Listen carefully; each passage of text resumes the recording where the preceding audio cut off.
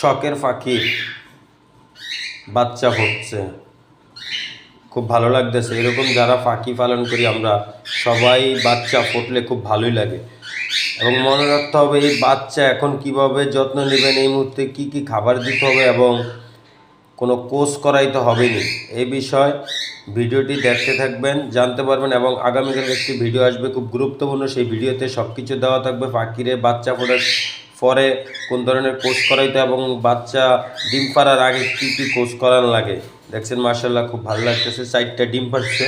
এই পাখিটাই প্রথম, এটি আমার ঘরের পাখির বাচ্চারই বাচ্চা হয়েছে, ঘরের পাখির ঘরের বাচ্চাই হয়েছে মাশাআল্লাহ। 4টা ডিমের প্রথম 2টা বাচ্চা ফুটছে, আর 2টা ডিম ইনশাআল্লাহ ফুটে যাবে।